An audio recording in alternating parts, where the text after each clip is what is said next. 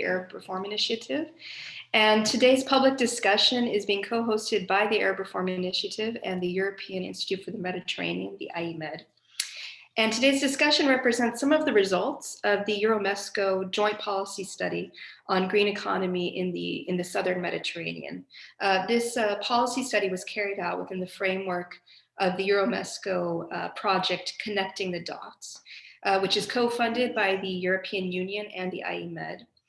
And it's a project that contributes to inclusive and evidence-based policymaking by fostering research and recommendations in relation to the European Neighbourhood Policy, the ENP, and Southern priorities, with a focus on economic development, migration, and security. And as the name implies, this is a project that is attempting to connect the dots between the EU, between the southern neighbors in the Southern Mediterranean, and the wider region through a variety of different activities, including research, dialogue, and dissemination. So today's public discussion is based on the report that was published just last month. It's available on the EuroMeSCo website and on the EuroMed website, and I believe we're going to put it into the chat function.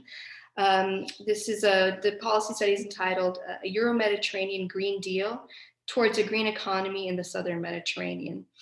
And for those who haven't, I highly encourage everyone here to download this and look at it.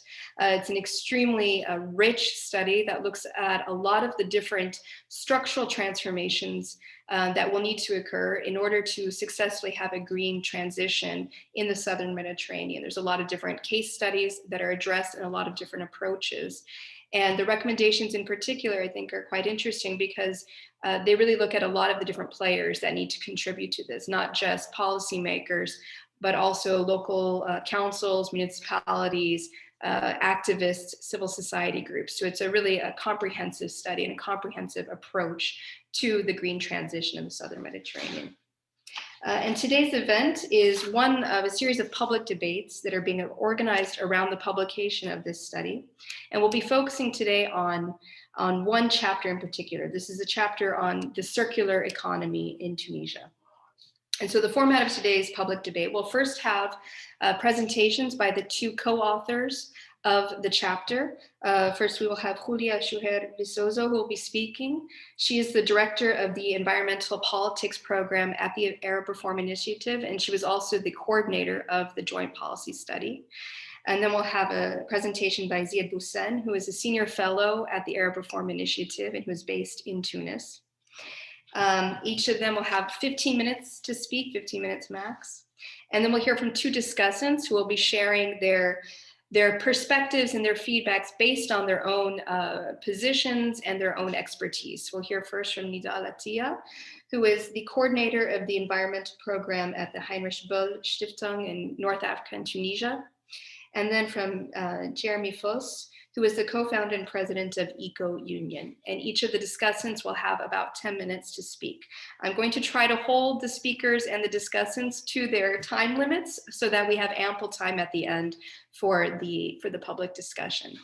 And with regards to the discussion, given the number of attendees, what I will ask is that everyone simply type into the chat function if they would like to take the floor, and I will try to call on people in the order in which they have signaled that they would like to speak, but I'll also try to make sure that there's a balance so that everyone who wants to speak gets a chance to. We have technically 90 minutes for today's discussion, but we can certainly go over. And the last thing I want to signal is that we do hope to get some feedback at the end of the event.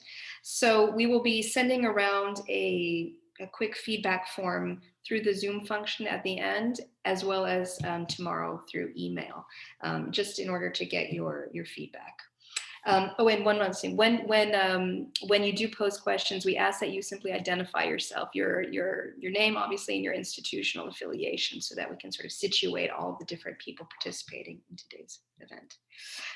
So I think this is everything. I will now turn the floor over to Julia, who will start with her presentation, both of the chapter and probably more broadly of the policy study. Great, thank you, Sarah, and thank you everyone for being here today. Give me a second just to share my screen here.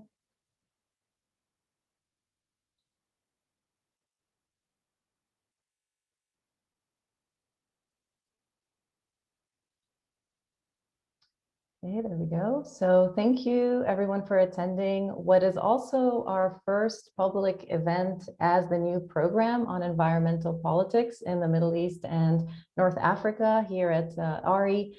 We have created this program as a space where we hope that researchers from different disciplines and activists from different countries across our region will come together regularly and in an interactive way to approach environmentalism not just as a technical issue, but as part and parcel of what we believe are the core political and economic struggles in our region. We hope this program will serve as such a regular interactive platform that takes a broad view of what constitutes environmental work to share knowledge and solidarity among people who we believe are doing critical work on the topic, but may not necessarily consider themselves environmentalists in the traditional sense of the word. So, thank you for, joining us in this first event of the program, and we hope, you will attend for future events. The paper we're discussing today falls under one of four research areas that we will be looking at in the program. I'm not going to discuss them all today, but they are listed here on the slide. And the one program that the paper is under today is the one, that second one that is bolded on the slide, on environmental governance structures. In this area, what we're trying to do is to map and analyze how governance structures and how the politics around governance on environmental issues is affecting not just environmental issues broadly, but specifically environmental justice concerns. And for us, this area of governance really includes examining the role of international institutions in setting environmental policies in the region, in defining what qualifies as an environmental crisis. And we're interested in seeing how these international institutions are integrating the environment into some of the traditional development and infrastructure projects. And so the paper we're discussing today, which I co-authored with my colleague Zied Boussen at ARI, turns to the European Union and into what the EU is calling the Green Deal diplomacy in the Southern Mediterranean. And we wanted to investigate the relationship through the case study of Tunisia, and also, as Sarah mentioned, through the specific concept of the circular economy. So the circular economy is attracting a lot of attention these days as a purported model for a sustainable and resilient economic system. And the idea here is that circularity decouples economic growth from the use of resources through the reduction and recirculation of natural resources. There's no standard definition or standardized definition of the circular economy, but visions rest primarily on a systemic approach to resource efficiency.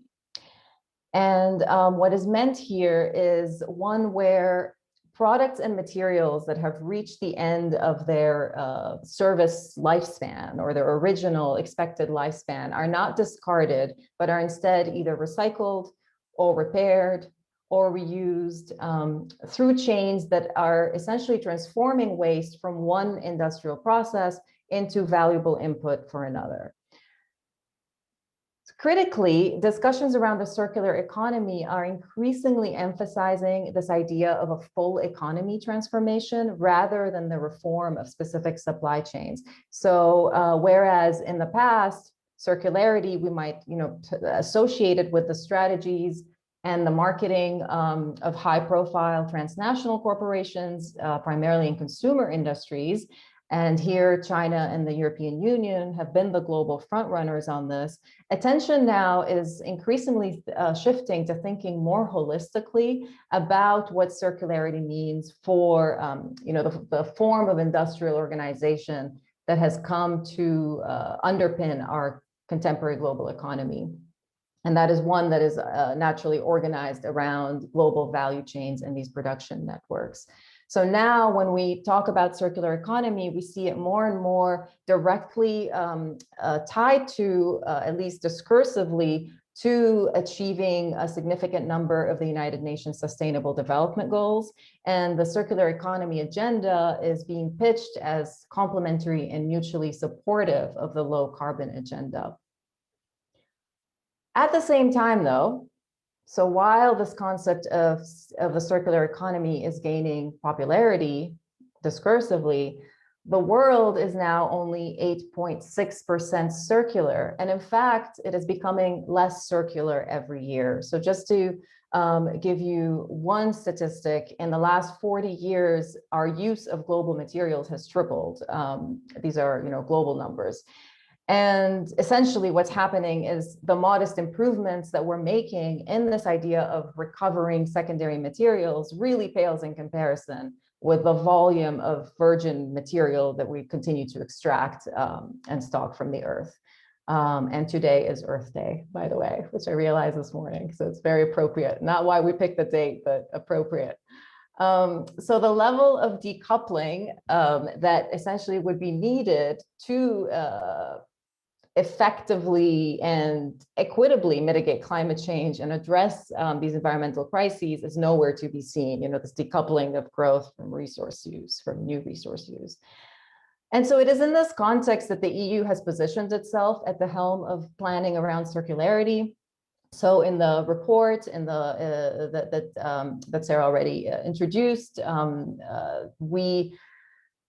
it's essentially within the EU's commitment to achieving climate neutrality by 2050 within its borders, but then beyond its borders, and in recognition that circularity naturally has cross-border effects, the EU does see itself as leading the, and I'm quoting here, global transition to a just, climate neutral, resource efficient, and circular economy, through, among other things, reaching an international agreement on plastics, ensuring, again, this is in their words, that free trade agreements reflect the enhanced objectives of the circular economy, and stepping up what they're calling outreach activities, known as circular economy missions, and as I already mentioned, the Green Deal diplomacy. So what Zied and I wanted to do with this paper was tackle these two big questions of what does this vision of circularity that I just very briefly summarized mean in theory, but also in practice for European Southern Mediterranean relations, again, through the case of Tunisia, and what would it take to witness the emergence of a model of cooperation that actually supports circularity at the scale deemed necessary for critical action on our climate emergency? Let me just say that, lest it not be obvious, Zied and I lack the necessary knowledge to contribute to the technical, like the very technical but critical discussions about the potential benefits, about the potential trade-offs involved in specific value chains and the unintended consequences, both environmental and health risks, especially as they relate to issues of recycling of municipal waste, of electronic waste, of wastewater. These are very important discussions and they're happening elsewhere. I just wanted to make sure to say that Zied and I are coming at it from a governance angle, from a power dimension angle. We're interested in how circularity changes some of these paradigms of EU-Tunisia relations, what it entails for EuroMed cooperation. And we also in the paper, really by we, I mean Zied, who is in Tunis and did all the field work and grunt work for this, try to feature as much as possible the views of Tunisian policymakers and local officials who, how do they currently understand and interpret the strategies around the concept of circularity. The paper is divided into a few focus areas. We're not going to go into all of them today. As Sarah mentioned, the report is public and you're welcome to read it. But we will talk about, so I plan to talk about the first focus area here, how circularity is linked to our concepts of economic development. And then Zied will turn to circularity as seen from Tunisia, both at the national level and at the municipal level.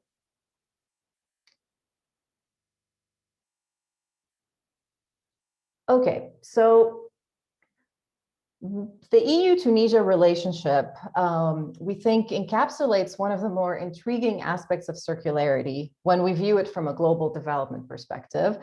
And we say that because circularity complicates this distinction between developed and developing.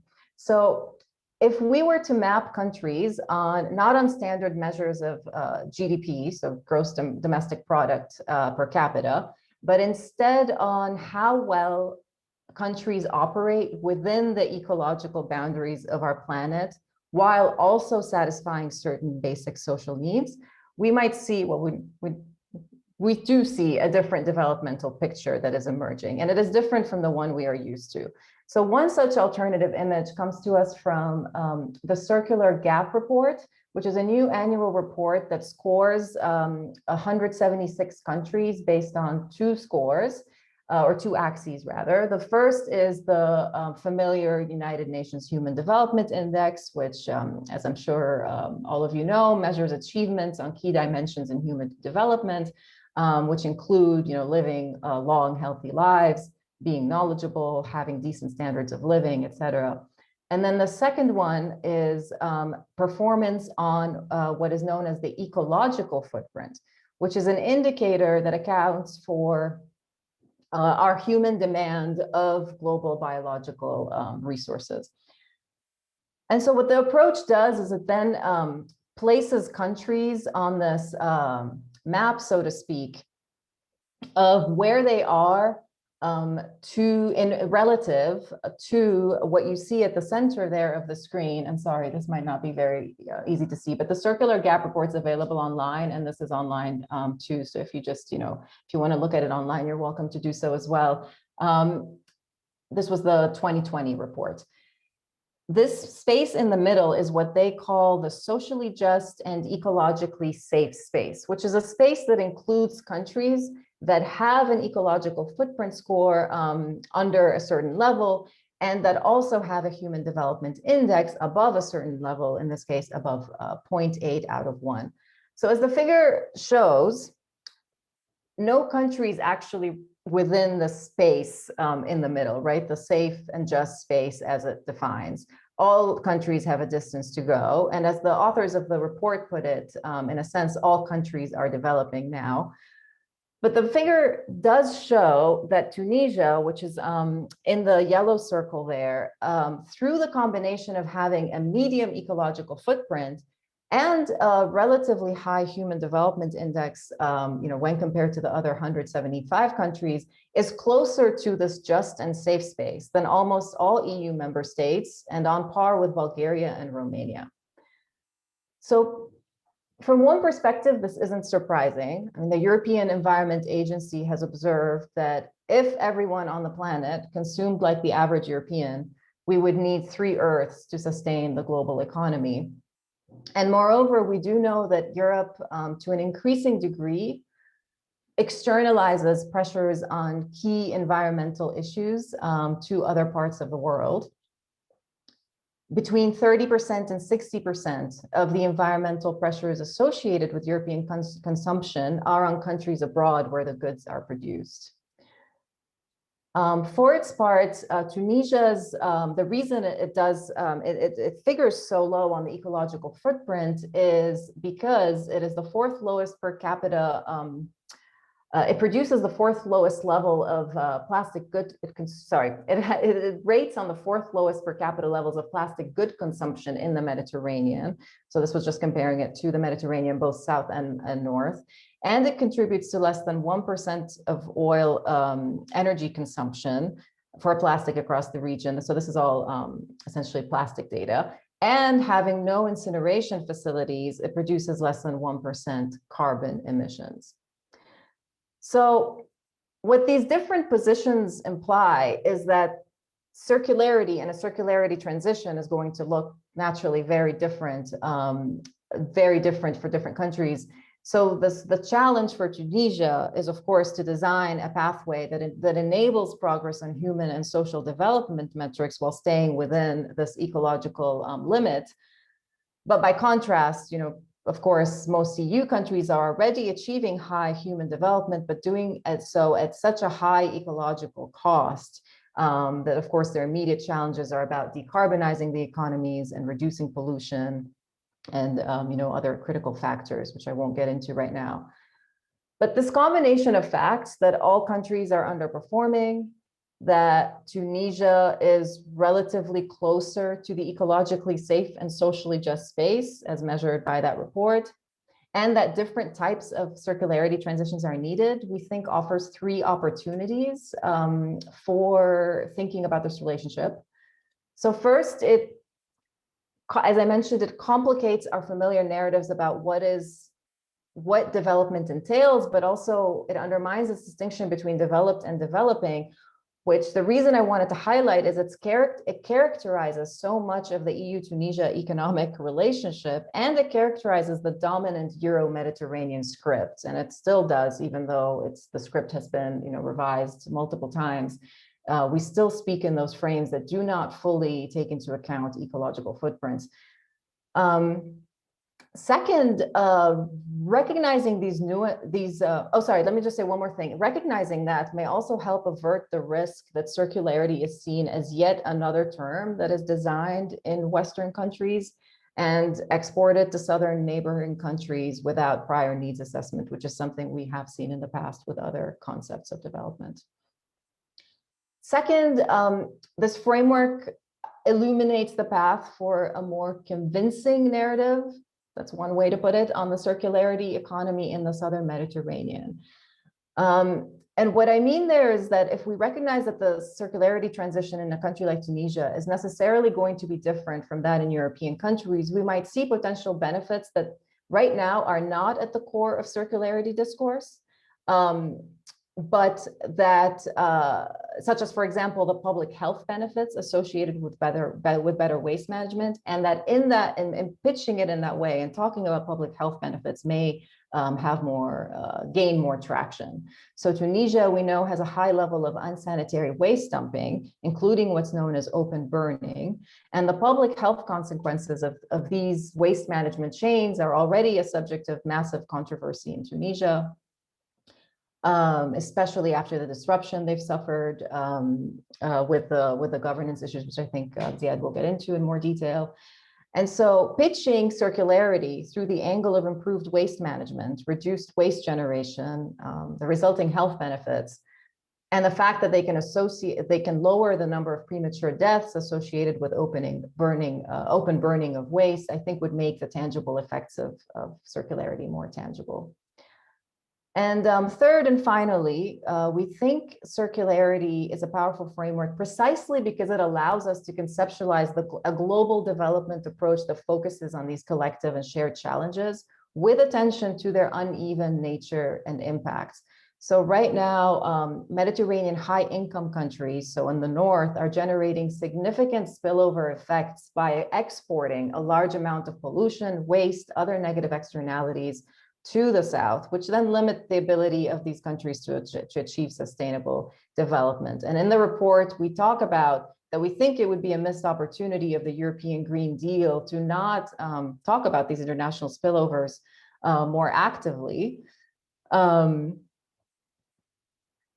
to talk more about the harmonization of waste standards and treatment practices, not only within the EU, but also beyond the EU borders. So last, I just wanted to mention that on this issue of waste management and toxicity and public health benefits, we have a paper coming out next week at ARI, authored by Dr. Lana Salman, on waste management and dumping scandals in Tunisia, in collaboration with the Heinrich Böll Foundation in Tunis. And the paper attacks these issues from a municipal politics lens. So please do stay tuned with that. And without further ado, I give the floor to Zied.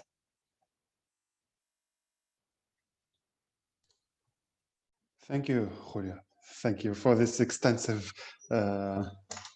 view over our paper. So I'm going to go into details and zoom into the findings of the fieldwork about Tunisia in relation to circular economy. And the first thing we found out after concluding the interviews with different actors was that circular economy at first is understood differently by Tunisian actors, whether we're talking about officials or civil society organizations. We found out that no common framework or no common understanding of what circular economy is shared between the different actors. Even within one same institution, if you get, for example, if you take, for example, the Ministry of Environment in Tunis, you will find out that different departments of different administrations under the Ministry of Environment will identify circular economy differently. The second thing is, in relation with the first point, that no, let's say, official scientific support is provided to the different institutions. Neither it is provided to civil society organizations. So what we found out is that circular economy most of the time is mistakenly mixed with green economy. And there's main reason for that. In 2014, the Tunisian state adopted the strategy on green economy.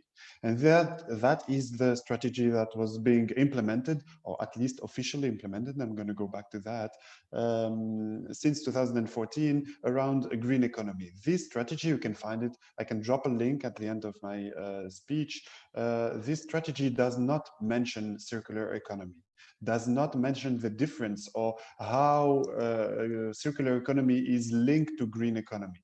So from the different interviews we conducted for this paper, we found out again that each department, each administration, each ministry involved in environmental policies, as well as each organization from civil society or even EU representatives will tend to define circular economy based on their own, let's say, initiative of own efforts or own research.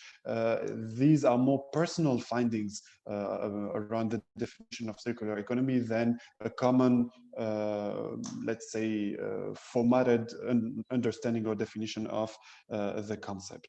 The last thing, maybe an example, Julia, if you do remember, when I did one of the interviews with CITET, which is the Center for Environmental Technologies in Tunis, I had 2 or 3 interviews, one after the other, and within one same building, 3 people from 3 separate departments gave me 3 different definitions of circular economy and disagreed with each other while being, let's say, on the same hall. And that was, let's say, shocking for me as a researcher, and also because circular economy, as Julia said, is quite a new concept, but still not, let's say, did not penetrate administration or bureaucracy in Tunisia. The second thing is that the strategy on green on circular economy, sorry, I mentioned that was adopted in 2014, was supposed to end in 2020 and was supposed to be renewed, updated, or whatever we want to call that. And it was actually never updated, never renewed, and we're still waiting for the Ministry of Environment and for the Tunisian government, of course, to give the new, let's say, objectives or new deadlines for the next strategy. Another thing we got to dig in during the research are the EU-funded programs, whether focusing on circular economy per se or tackling circular economy issues or points. And we found out that many programs, whether in terms of number of programs or in terms of funding, are allocated to Tunisia to encourage or enhance the circular economy into policies, into strategies, and implementation of policies. I can mention a few of them. You can go back to the paper to have the detail, but we had a conversation with a representative of SwitchMed, which ended in 2019, and there's a phase 2 beginning in 2020. There's also a program Climate Med, EuroMed, Green Impact Med. So all these are programs funded around circular economy in Tunisia, but here are the obstacles. The first one is, and we got many testimonies of this from the people we interviewed, both in the civil society and within the government itself, around the fact that political instability in Tunisia was or is probably the biggest challenge to the strategy around circular economy, and to be honest, to any strategy in terms of public policies. The idea is that since 2011, we had 10 different governments in Tunisia, 10 different ministers of environment. Since January 2021, no Minister of Environment has been appointed at the head of the ministry. So when we had, for example, again, the example of CITET, the Center of Environmental Technologies in Tunisia, many people we interviewed complained about the fact that they had 10 different directors over 10 years. And this has a direct impact on their capacity to whether think about new strategies in terms of green economy or circular economy, or even to implement the available strategies and reach the goals set in the 2014 strategy. The second thing we got from different people we interviewed for the research is the weakness of the central institutions. The fact that environmental policies, and specifically green economy and circular economy, are split up between, let's say, 3 or 4 different ministries. The Ministry of Foreign Cooperation is in charge of all the administrative and financial tasks around any international development or international aid provided to Tunisia. But the technical parts around or related to circular economy are handled or managed by the Ministry of Environment, but also by the Ministry of Equipment, the Ministry of Transport. So when any researchers get into the details of policies related to circular economy, there are 3 or 4 different institutions that are in charge of that, and it makes things very hard, especially for civil society organizations and activists, to follow or keep an eye on how things are going forward.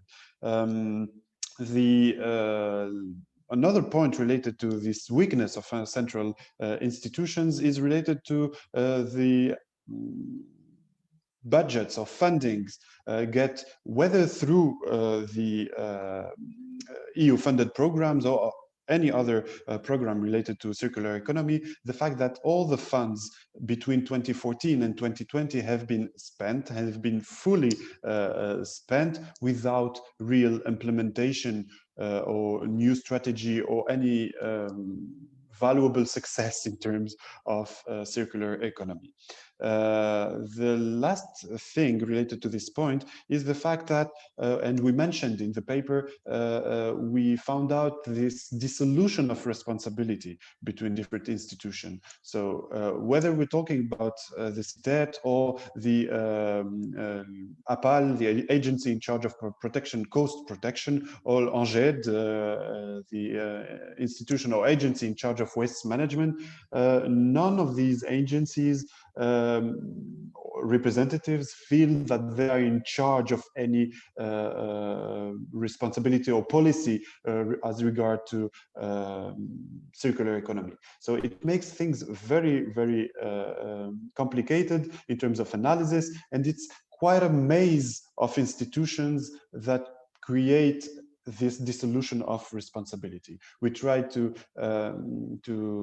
describe that or relate that into the report, and it led us to one major conclusion or one major finding related to to decentralization. So you might be aware that Tunisia have been going through a decentralization reform or reform of decentralization system since 2018, maybe since 2014 with the new constitution, but mainly 2018 with the new code of local authorities that is granting municipalities a new set of powers, not necessarily in place so far, but it's an ongoing process, quite positive sometimes.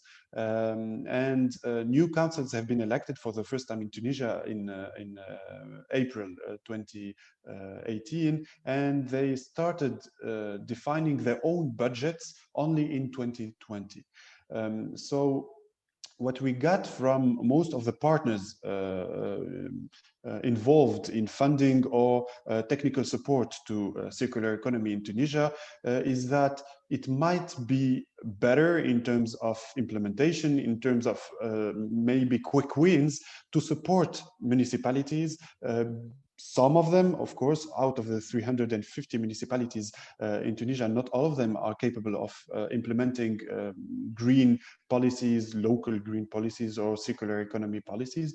But we noticed that many more can be capable of doing that. And so the idea might be better to, let's say, reorient some of the support from the central government or through the central government, but to municipalities and local authorities. Again, in the paper Julia mentioned that is going to be published next week, we went through 3 different case studies of municipalities related to waste management policies, and we tried to see how these municipalities, to what extent these municipalities are capable of dealing with green policies and waste management or environmentally respectful green policies.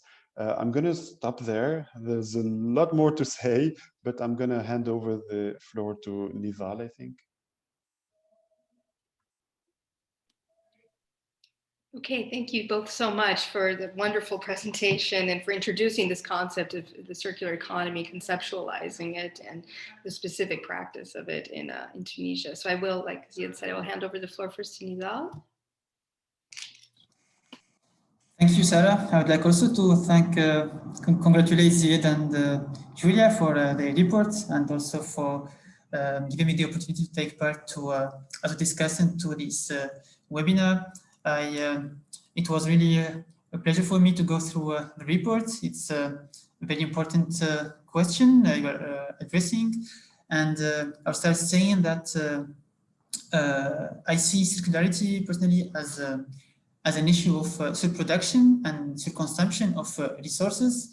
And in order to change things, we need to question our production and consumption habits or new habits, and also our use of common goods to generate waste, like, for example, the fast fashion, fast food, and fast technology.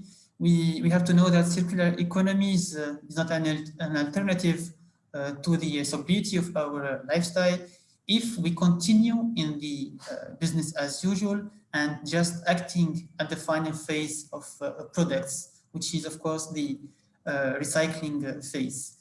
By the way, many countries are limiting the understanding or the definition of circular economy to recycling. Even in Tunisia, we do it, which is wrong, because circular economy is not can't be synonym of recycling, because it's also about material extraction, eco-conception, and the way of use of products. So if you do not recognize circular economy this way, actions may not reach the expected objectives and can even make the situation worse, at least for the environmental level. That's why the definition part of this concept is not an insignificant detail, but a crucial element for its implementation. Saying that there is obviously a loss of translation at the source, like the authors has mentioned it in their report, is probably right. I would even say that such results which is the confusion, is expected, sorry, with the multiple environmental agendas we have now, like the famous Sustainable Development Goals for 2030, or for example, the African Agenda for 2063. We have also a lot of concepts like blue economy, green economy. So it appears regularly with a certain complexity in their understanding and without enough mechanism, financial or support mechanism dedicated to their implementation. That's why it's not only a matter of lack of hype but from developing countries, but also an issue of what we can call a green confusion. Julia has talked in her presentation about global circularity, which represents less than 9%. And to put circular economy in a global framework, I can also mention or go back to the notion of Anthropocene area.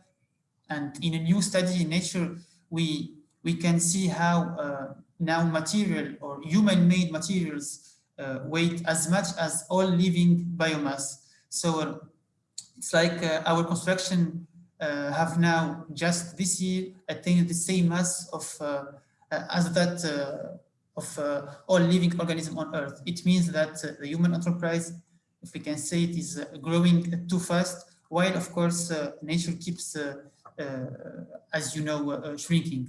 So the science fiction scenario of an engineered plant is already here, and the question I'm asking is, can circular economy tackle it alone, tackle this big challenge? It's sure that circular economy can be a way to reduce pollution and to act for a better use of resources, but not necessarily to achieve development, in my opinion. It can be a consequence, but not to achieve the sustainable, necessarily the sustainable development. Apart from that, the circular economy does not integrate the social dimension, while the impacts of linear economy have mostly negative consequences on the populations in the short and long term. The implementation also of circular economy means that we should meet the challenges and overcome multiple existing obstacles, including the definition part I was explaining at the beginning, and the comprehension of the concept, but also other obstacles, among them the technical solutions that must be available for the design of the different products, and sufficient finance for investment costs. Concerning the Tunisian case, we all know that it's a country suffering hardly from pollution. It is causing environmental, but also social consequences. We are seeing more and more demonstrations with an environmental origin behind them, like, for example, because of the quality of water, the landfill, sea pollution, air pollution, etc.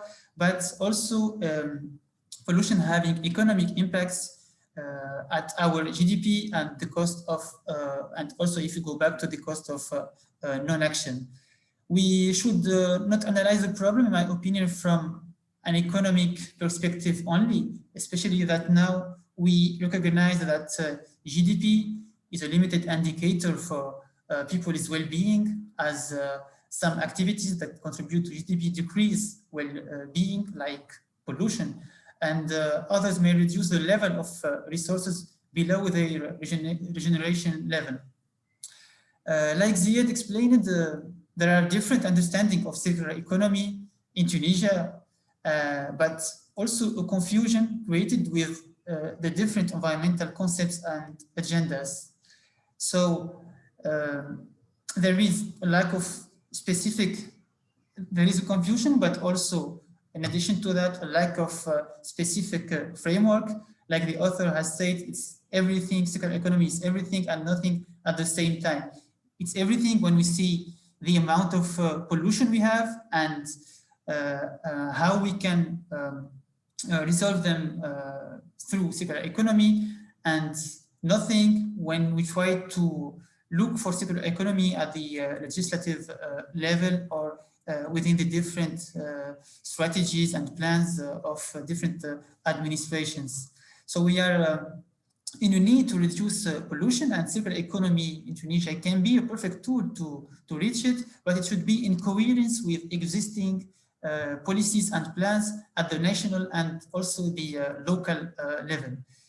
In my opinion, we have to admit that we are struggling since decades in Tunisia to tackle pollution, like industrial pollution, and it's recognized that even from officials that we should change our way of doing things. In one of the old official documents about sustainable industries, we can read that they are saying in some cases industrial growth is incompatible with the requirements of sustainable development and its environmental components. It means that our decision makers know that our way of doing things is completely wrong and goes it's the opposite of what we can call sustainable development. In addition to that, we have to modernize regulations and legislation in a way that promotes circular economy, also support it and raise awareness around it. It will be better if this new orientation guide in a certain way the way of consumption in Tunisia, like what's happening in France with their anti-waste law for circular economy, because like I explained it at the beginning, for me it's a matter of self-consumption also. So if demand for circular economy exists already, we need to find also the technical and the innovative solutions for the supply part. The challenge is also a matter of technological solutions. Concerning municipalities, they have to deal with numerous environmental challenges at the same time in Tunisia with limited resources, financial and human resources, and some complexity or some also lacks with the legal framework. But the multitude of agendas and concepts does not facilitate their work. We have to admit it. This is why it is necessary to converge and merge certain environmental agendas. Municipalities should not adopt a wait-and-see policy. They have to look for information also, because we are saying in Tunisia that we need to bring information to municipalities. In my opinion, at some point, they should also look for it. They should also try to understand by their own some issues and ask for experts when it's about a complex topic. I would like to talk in the last point about circularity and trade, maybe also cooperation. This is a very important topic I would like to address, because there is also currently a discourse in Europe on the relocation of key industries for Europe to nearby countries, such as those in the south of the Mediterranean Sea, including Tunisia, of course. This may seem advantageous for a country like us, but the experience has shown that how the facilitations can lead to a kind of long-term pollution, permission to pollution, and of course a lot of aberrations for communities and for the environment.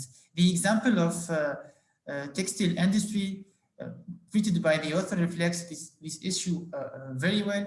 And in my my point is that we need a strict environmental diplomacy and some clear barriers that must be put in place by Tunisia in order to avoid this pollution. In relation to also free trade agreements, it should be noted that among the around 80 European Union agreements and the 40 ongoing ones, only 2 mention explicitly circular economy. Also concerning trades, there should be some restrictions, especially concerning waste trade, where we have many cases of violation. Tunisians, for example, are now concerned about the scandal of illegally imported Italian waste and are demanding their return to their country of origin. Since several months now, we are talking about 282 containers of mixed weight imported illegally. So instead of acting here, what I can also say that instead of acting on the design or the initial phase of the product, many countries prefer to continue in their business as usual and only find a way to green or make greener the recycling phase, the last phase of the product. This is clearly visible with plastic. Since 2018, several countries are refusing the reception of plastic waste. It started with China in January 2018, but many other countries from Southeast Asia, like Vietnam, Malaysia, and Thailand, have clearly announced that they will reduce the import of plastic waste. In the conclusion, I'll say that it's important to be careful that circular economy is not just a tool to do the same work differently, and that it leads also to possible green washing. For a country like Tunisia, I think circular economy must align with existing policies and plans and allow them to accelerate and not to slow them down with more confusion and more theory. So circular economy must necessarily be linked to the Tunisian context and its specificities. Its specificities to the economic, social, and environmental transformation that experts, decision makers, and also activists are expecting and are working for. Thank you. Okay, thank you very much. I am going to turn now to Jeremy, and at the end, I'll let the two presenters, Julia and Zied, respond to the discussants before we open it up to the floor.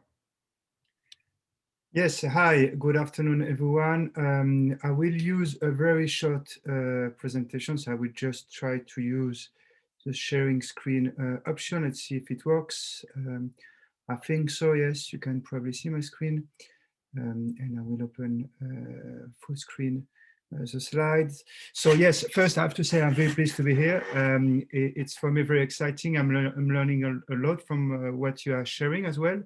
We have been working on a green economy policy for I think around 5 to 6 years at the EuroMed level, and I'm very pleased to see that now a lot of things are going on and you're getting your hands dirty trying to understand and to assess what's happening at national level and at regional level, and we definitely need a lot of brains and hands to advance the state of sustainability in the region. So again, very pleased to be here, and I will just very quickly share some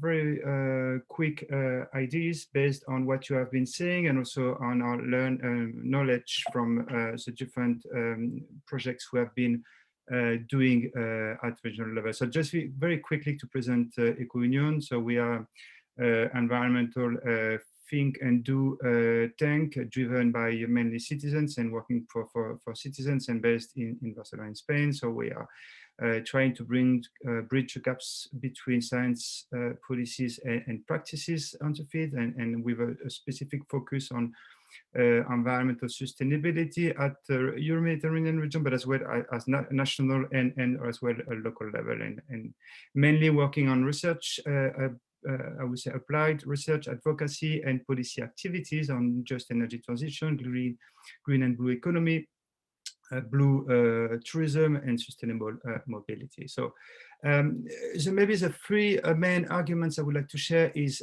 I think we definitely need to have a kind of common understanding of green economy, and what Zied was sharing the difficulties to get a shared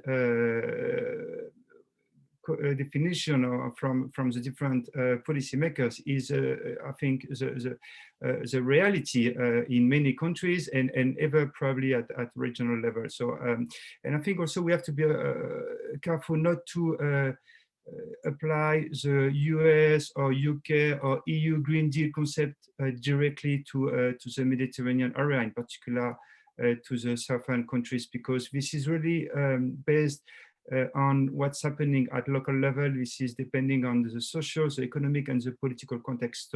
So there is a need to engage with the different actors and to create a kind of common definition of common principles of values related to what means the green economy for Tunisia or for specific cities or specific communities.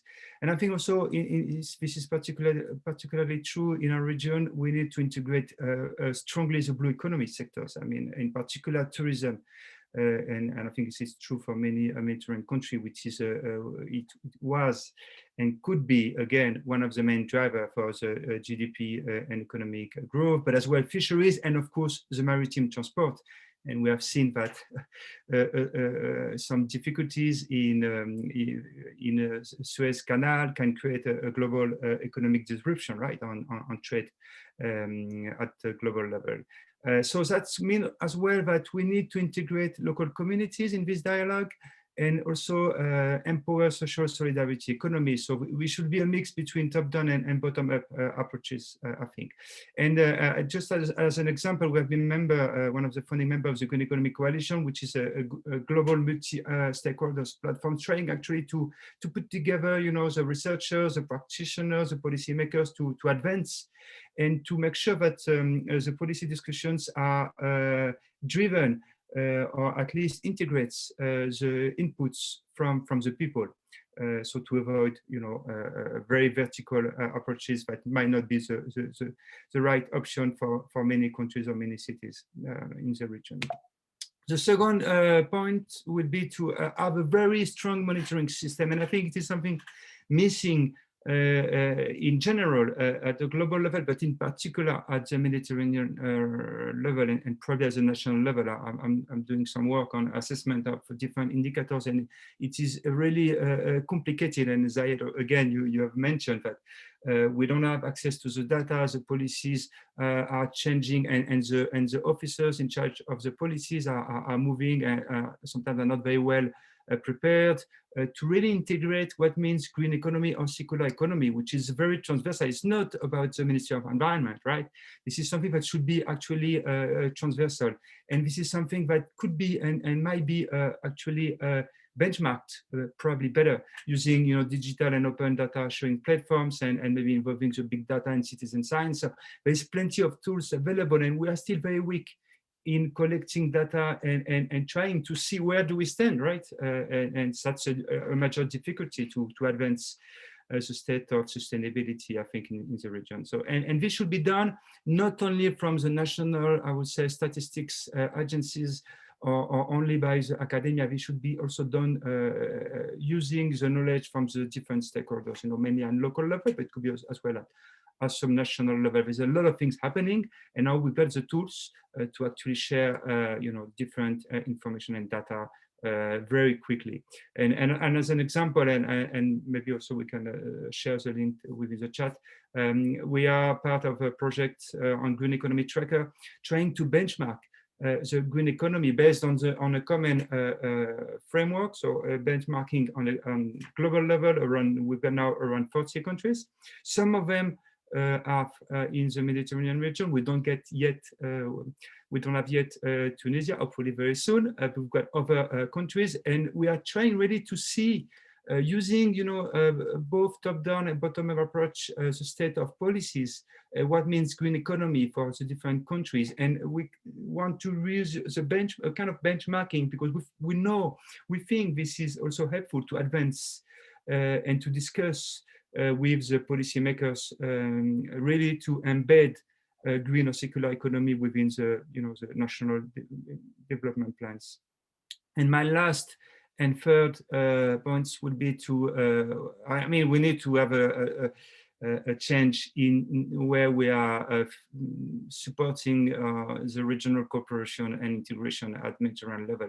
This is not working, right? I mean, we see it when there is a new agenda from European Commission for the Mediterranean. It's rather weak, right? It's like 5-10 pages. I mean, there's no way this can really empower the collaboration between countries. And also, I think we have been all aware of, there's a lot of plenty of bodies trying to work in the region, and there is a lack of integrations and supports, and I think there is probably the need to have a much higher political commitment, probably by head of states, to advance the SDGs. But as well to use our existing tools. We've got a strategy for sustainability that was approved by Barcelona Convention a few years ago that is not very well known and not used to actually advance. So, so this should really be changed, and I think we have to push and to ask for a kind of common roadmap at regional level with clear targets, milestones, indicators, so we can see where we want to go collectively. So that will be my 3 different proposals. So to work on a monitoring system, to advance regional cooperation, and as well to create a kind of coalition of green / secular / blue economy policymakers and practitioners at regional and at national level. Thank you.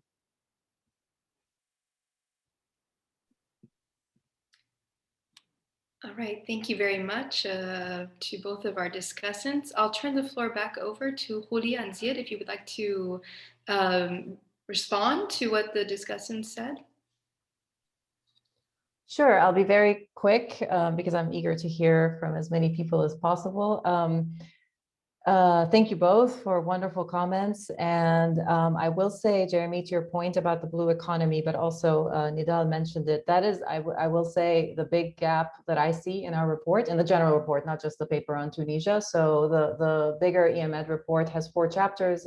1 is on industrial development, ours is on circular economy, a 3rd is on renewable energies, and a 4th is on eco-innovations. And I think and agree that the blue economy is a very big gap in this report. We couldn't do it all, but I think, if I had to go back and do it, I would definitely do that, especially because of the tourism, as you mentioned, but also maritime transport, fisheries. I mean, so many issues. So that is a big gap.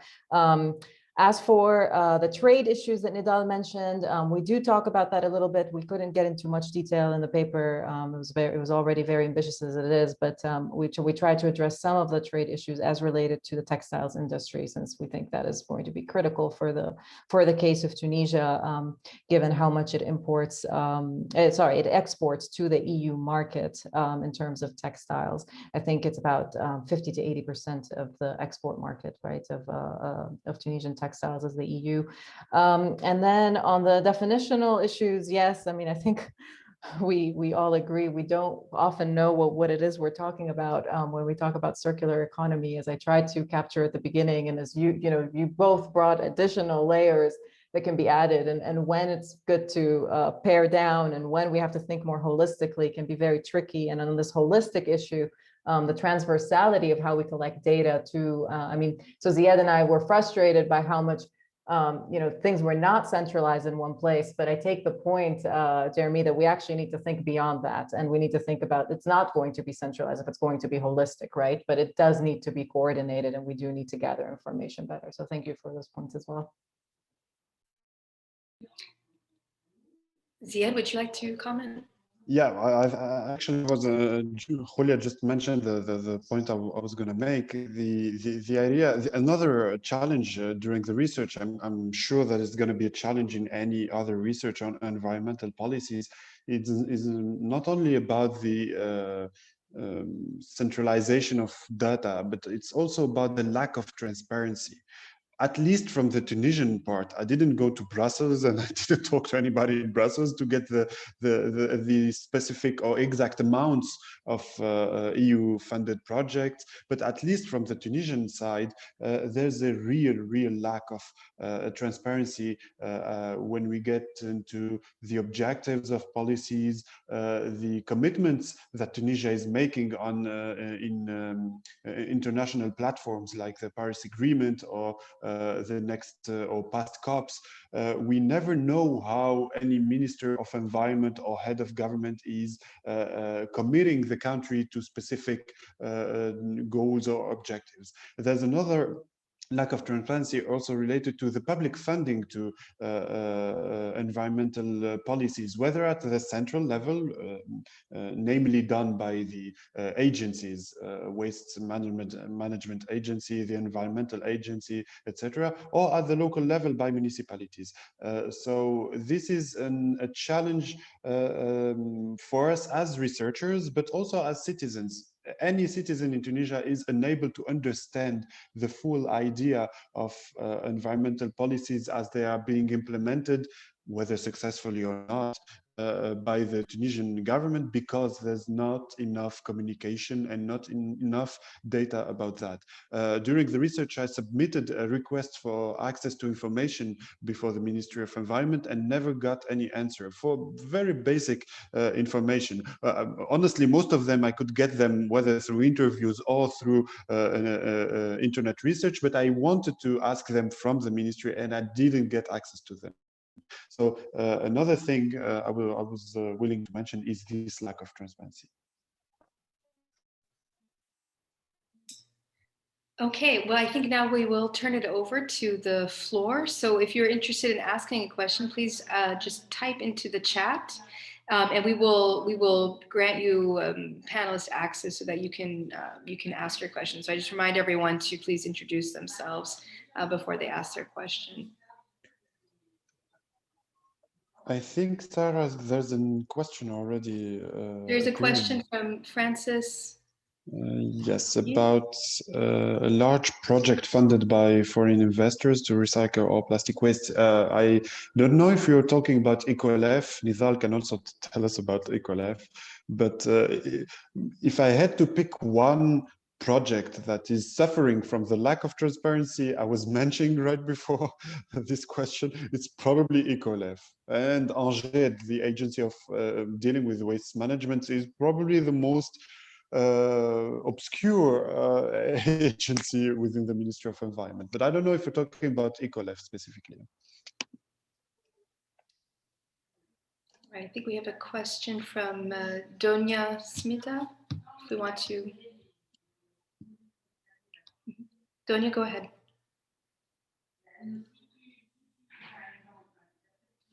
I think your microphone is cut.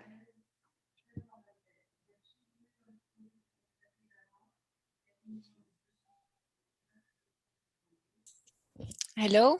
Yes.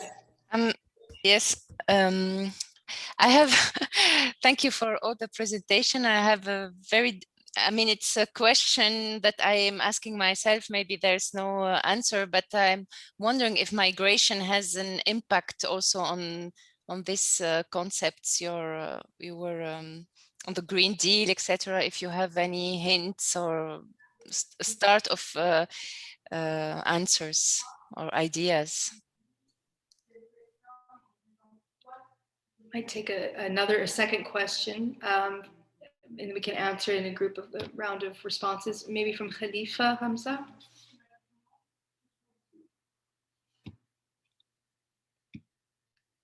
I think you're still, your microphone is still cut.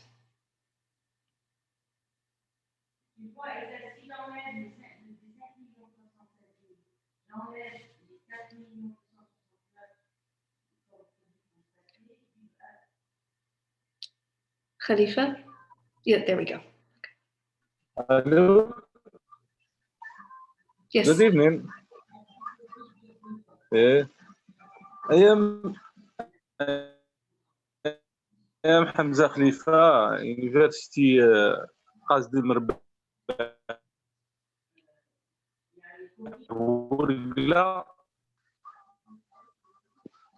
political science, language Arabic.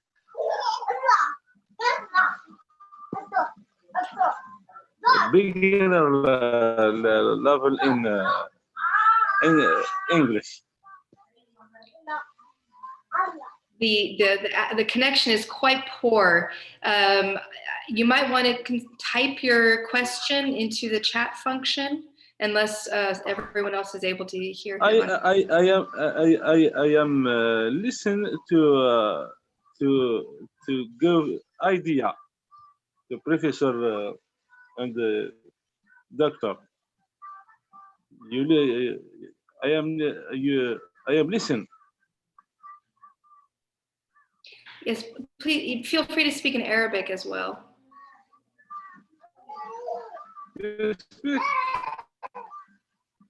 السلام عليكم. بخصوص Good afternoon. Regarding the topic of discussion, I am preparing a study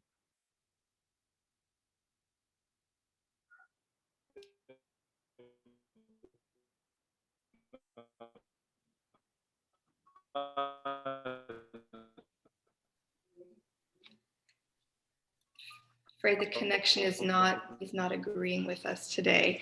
Khalifa, if you can hear us, if you would like to type your question in the chat function so that we can all.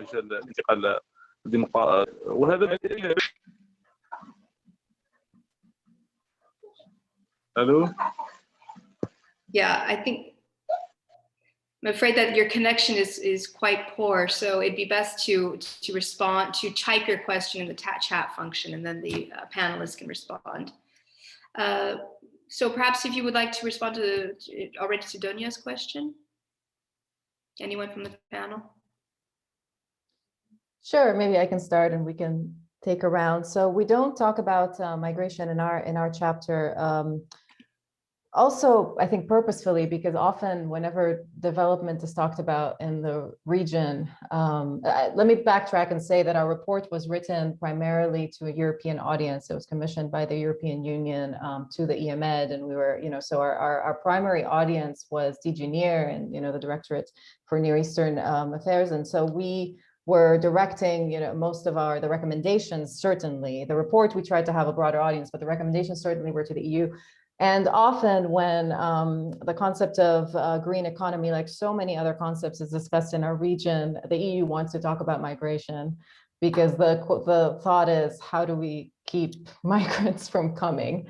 I mean, it layers everything in most discussions. And we wanted to avoid that because we think it's worth discussing human development and sustainability from a different perspective, and so we don't discuss it in this paper. But if anyone else wants to talk about the relationship.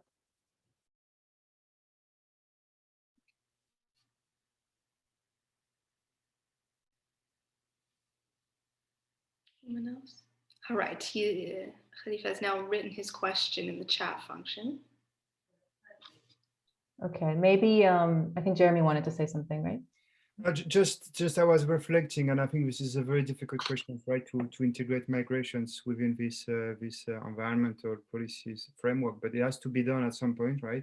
And I think probably the use of the SDGs and 2030 agenda to deliver at national level and subnational level results could help to mitigate these social trends.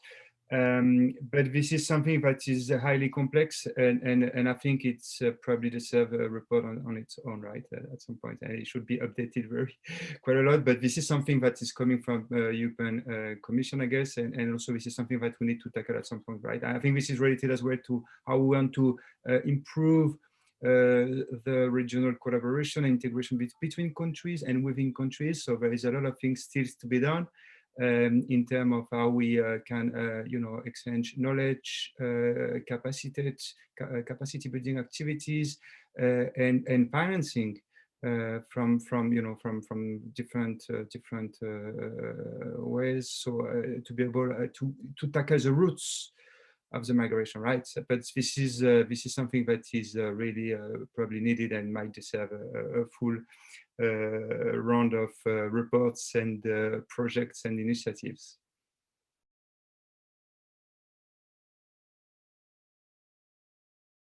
Okay, we also have a comment from Leila. Don't know if Leila, you would like to be mic'd so that you could ask the question or make a comment. Hi, thank you. Thank you very much for the very informative panelists and information. We're going to read the report. Now, I was just wondering whether there is an accurate assessment of circularity in Tunis based on the activity of the informal sector. I know that Ecolev and Untitled were attempts to semi-formalize or formalize them. And I'm eager to learn why our panelist isn't happy with their transparency, because I have not found any literature that has enabled me to track their progress. However, here in Egypt, a landmark event occurred with a law that actually finally recognizes our Zabalin, who are used to be informal waste workers who have been keeping the city clean for 70 years, finally being recognized. And the law says, thou shalt integrate them. And the law says that we will protect them with social protection coverage and blah, blah, blah. And action has been taken by more than 2 ministries to do that. So I'm just wondering about what has happened to the informal sector in Tunisia. Thank you.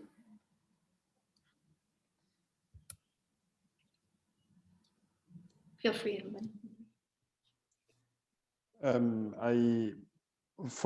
This is what I'm gonna say is not documented, so it's gonna be tough to answer the question. But since 2016, most of municipalities in Tunisia have been burdened with hiring many new public servants, and specifically Zabalin.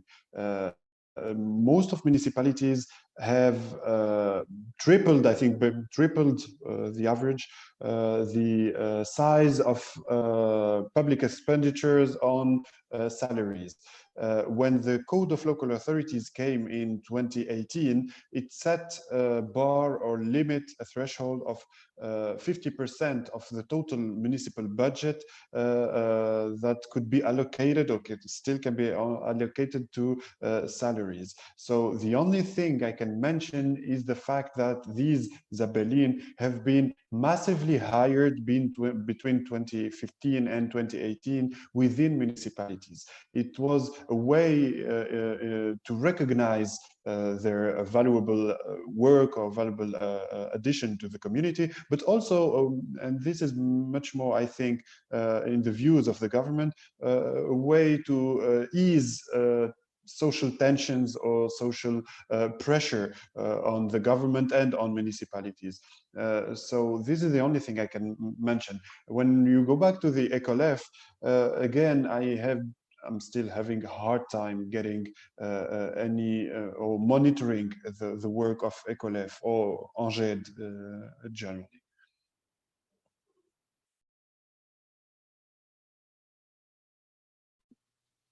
Maybe just I mean, I'm not an expert in what's happening at national local level, but I've been doing a work a few years ago in Gabes, and I remember that exactly what you were saying, Zied, that there is a huge hiring of local people, you know, it was by the public company there and also by the local authorities at a kind of a social pact, right, to keep, you know, the peace within local communities.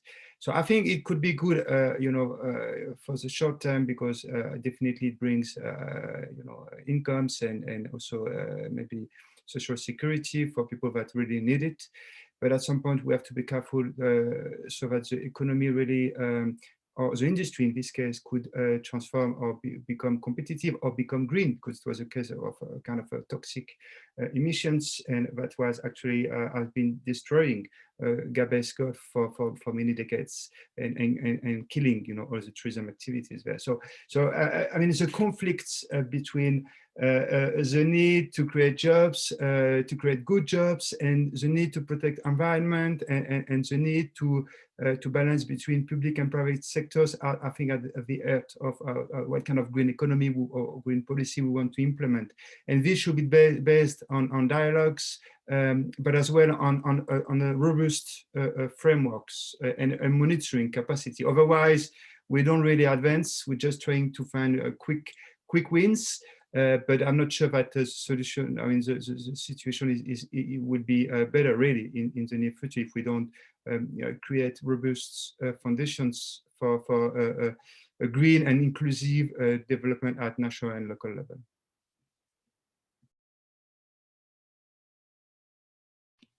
Okay, thank you. We also have a question that's come in from Rabah Ben Uthman. It's in the chat function. It's in French. I don't know if Rabah, you would like to ask the question, or it's a comment really.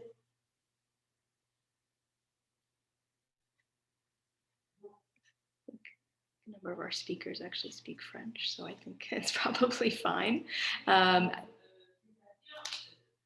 you all would like to answer the question, it's about the role of municipalities, and the problem is that they don't have either the means or the human resources necessary for the preservation of the environment and the valorization of the waste. So I don't know if anyone from the panel would like to comment on that, Zied. I know since you have worked so much on the municipalities, for instance. I would gladly do it, but I think that Nidal is raising his hand. So. Okay, sorry. Yes, go ahead. Like I tried also to explain in my when I had the time to speak at the beginning. I think working at the local level is very important to reach the national goals in terms of sustainable development, and here we count a lot on municipalities. So they are close to pollution, and we think that also the local officials are close also to citizens. So there is a proximity, there is a better way and also easier way to communicate, to resolve environmental problems. But we have to know that, for example, for the waste management, collecting and also transportation of waste can cost a lot for municipalities. It can even go to, about 40% of their budget. So it's not a question of doing it or not. They are obliged to do it, to go to a better way of managing waste. And the first step to do actually is to understand what they have as waste decomposition. And this is what we did recently in December in the municipality of Choucair, to start with the characterization of waste, to know what percentage you have for each, for example, plastic, craft, etc. And then you develop a strategy that targets each of these components. So it's very important, and very few number of municipalities in Tunisia are doing it, to understand, to start by understanding their waste. Concerning the informal sector, we usually say in the foundation that there is a lot of formality in this informality, in the way that they are living in this way and doing this work for years, that we know where to find them, we know how they proceed, and unfortunately there is no vision from the decision makers to integrate them. And I have also to say that some of these, what you call barbesha, or these collectors, especially plastic, who has a value in Tunisia, are also refusing to be integrated in the formal economy for several reasons, because they have at least clear revenue. They don't want to have less, even if they have in counterpart the social security. They are doing a very, very, very important role, because they are collecting about between 60 and 80% of plastic. We can imagine how it will looks like without them. And one of the solutions now is to see some new frameworks, like, for example, l'économie sociale et solidaire. If you can help me to translate it, Zied. So it can be a way to help the informal sector for collecting plastic. Yeah, this is it. And for municipalities, like I said at the beginning, I mean, if you reduce, if you act on citizens, you will reduce. You have to reduce their to work on awareness, to reduce their way of producing waste. I mean, the solution is not recycling. Even in the debates, we are limiting circular economy to recycling. Like I said, which is my opinion, not the true definition, but also recycling is very limited as a solution. So we need to reduce our way or ameliorate our way of using products. Sarah, if you allow me to, I would like to add something to what Nizal just said, and link to the last question about the capability of municipalities. We all agree that out of the 350 municipalities in Tunisia, maybe in best case, 10 or 15 only would be capable of dealing with waste, good or positive waste management policies, the biggest ones, the wealthy ones. But the idea is that I'm just going to drop some concepts that are already appearing in the Code of Local Authorities, and that municipalities could use in terms of enhancing or improving the financial, technical capabilities, or even the human resources available. The first one is intercommunality, intercommunality, the fact that different municipalities, neighboring municipalities, can mutualize their efforts in terms of improving waste management strategies. And this is already happening in Tunisia. It does already exist. It's probably not a success so far, or not well done, but the idea is it's already existing. The second thing is probably related to the role of the Ministry of Environment, precisely. The fact that the ministry is still conceiving environmental policies as a central government concern, and not as local authorities concern. So it could be possible, and this is something I'm hearing more and more from local authorities representatives. The ministry could become or transform from this central state policy maker to a local supporter of municipalities' environmental policies. The ministry has the experts, has the technical capabilities to design, strategize, or even implement policies. Instead of doing it directly from Tunis all over the country, the ministry could, let's say, hand over to municipalities this expertise in terms of, or in order to improve that. So this is just related to waste management, but it could be extended to other circular economy or green economy related issues or topics. Okay, great. We have a question that's just come in from Alice Konkari about if you have had the opportunity to work in Mamura and which municipalities were involved in the research.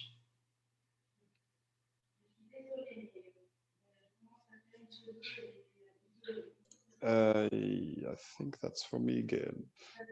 Next week's paper wrote by Dr. Lana Salman, and I had the chance to go on a fieldwork with field research with Lana Salman for her paper. We actually, out of the 3 municipalities we used for as case studies, Marmura is the best example, let's say, of dealing with local waste management policy. The fact that the municipality of Marmura since 2016 got involved into a cooperation with associations and other activists, environmental activists, to put in place recycling bins and moving outside or moving out the final collection post for waste out of the city to another place outside of Marmura is a good example, and hopefully you will get access to the paper next week. But you'll see also that we found out that right after the partnership between the municipality and the funder and civil society got to an end, everything stopped. And if municipalities are not pushed by civil society, just like in Marmura, things don't go on a long-term or positive on a long-term basis. But yes, Marmura was one of the municipalities we analyzed.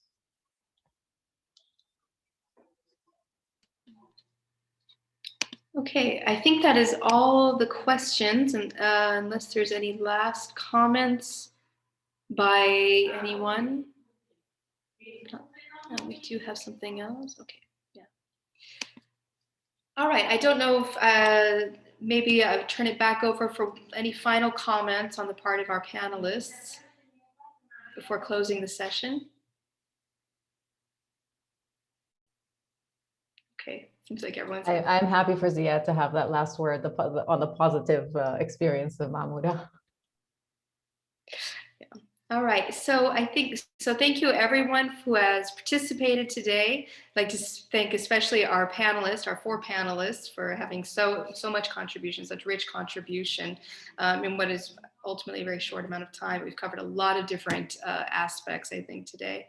And I just want to remind everyone there will be a feedback questionnaire going out now, just to quickly get some feedback about this public discussion. If everyone could please just fill this out before we close the panel.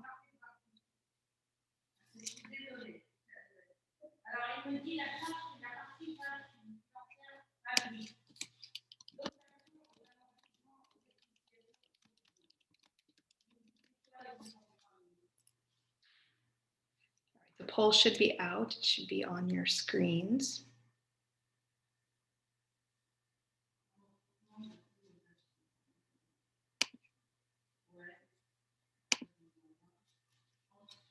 I just want to remind everyone that the publication is available. We have put it in the chat. It's also available on the EuroMeSCo and EuroMed website.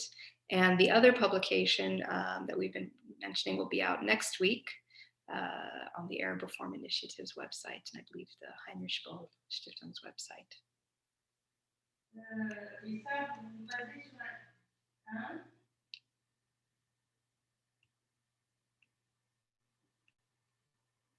All right, just finalizing. Okay, so I think we've got everyone's responses now. So thank you all very much. I really appreciate everyone's time this afternoon. And we look forward to more of these public discussions on environmental politics in the future. So thank you.